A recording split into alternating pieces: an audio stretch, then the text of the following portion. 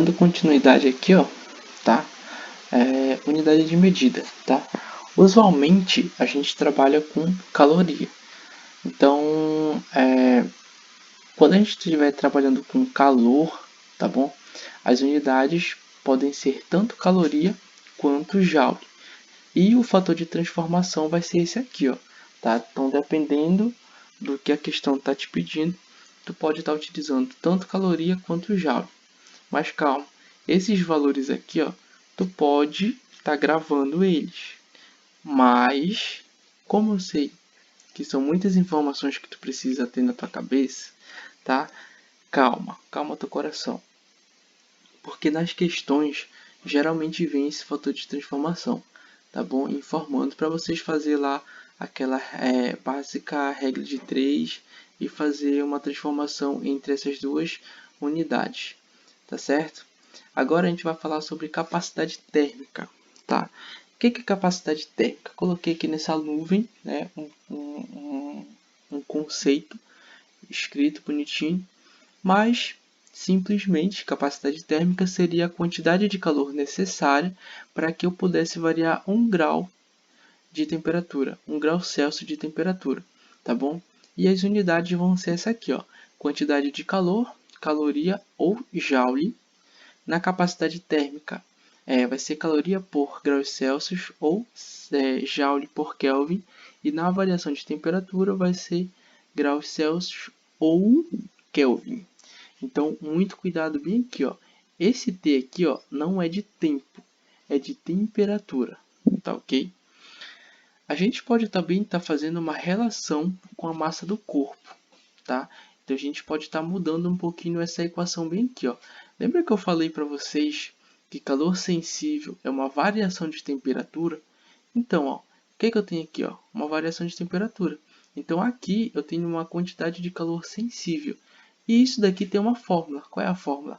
Massa vezes calor específico vezes uma variação de temperatura. E essas variações de temperatura são iguais. Como elas são iguais, eu posso cortar elas. E isso me deixa isso bem aqui, ó. Capacidade térmica vai ser igual a massa vezes o calor específico. As unidades estão aqui, ó.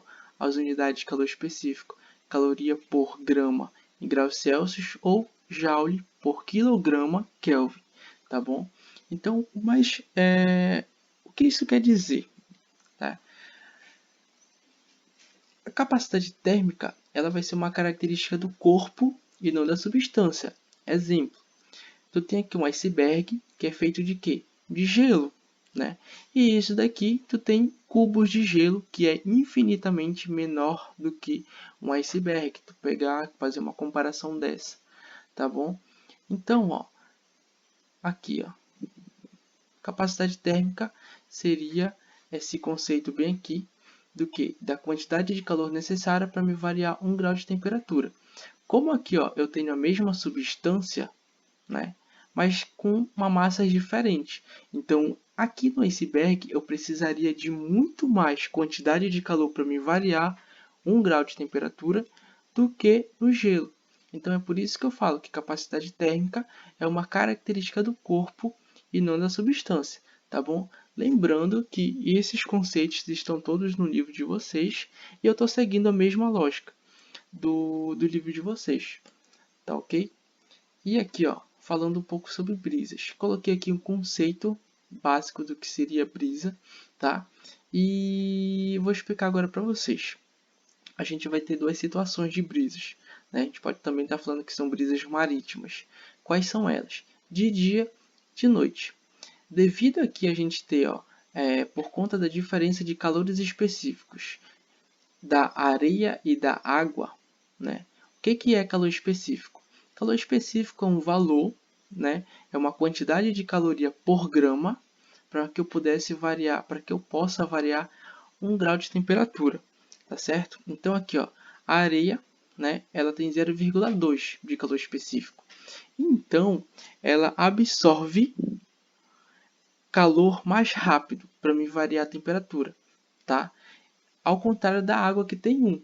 Então, a água ela demora um pouco mais, porque ela tem um calor específico maior, tá? Então, quanto menor for o calor específico, tu tem mais facilidade de absorver ou retirar energia, tá bom? Então, aqui nesse caso do dia, ó, quem é que vai aquecer mais rápido? A areia. Por quê? A areia tem o quê? O calor específico menor, tá? Então, ó, aqui eu tenho massas de ar, né? Eu tenho massas de ar, e quando essas massas de ar ficam perto da areia, o que que vai acontecer? A areia, por estar quente, vai aquecer essas massas de ar, né?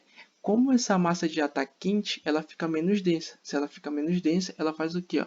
Ela sobe, dando espaço para as massas de ar que estão frias, que estão vindo aqui da água. Ó.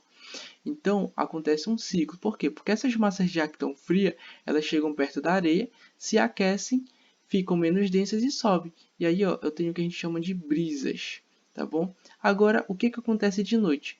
É a mesma coisa, só que inversamente. Por quê? Porque aqui, ó, a areia ela tá fria, mas a água ela tá quente. Como eu falei para vocês, a água, por ela ter esse calor específico aqui, ó, de igual a 1, né, ela demora um pouco mais para esquentar, mas também ela vai demorar um pouco mais para resfriar, porque ela demora mais para perder essa energia que ela acumulou durante o dia. Então, se vocês forem à noite na praia, o que está acontecendo com a água? Ela está quente, né? Ela vai demorar uma noite inteira para ela poder resfriar e quando chega durante o dia, a água está fria, né? E acontece a mesma coisa que acontece aqui, ó, só que de forma inversa. Por quê? Porque a água está quente, essas massas fluidas já chegam perto da água, se aquecem e faz o quê? Ficam menos densas e sobem. Aí, ó, dando espaço para as massas de ar que estão frias. E aí acontece de novo isso daqui um ciclo, né? As massas de ar que estão frias chegam perto da água, se aquecem, ficam menos densas e sobem. E assim eu tenho um ciclo, tá certo?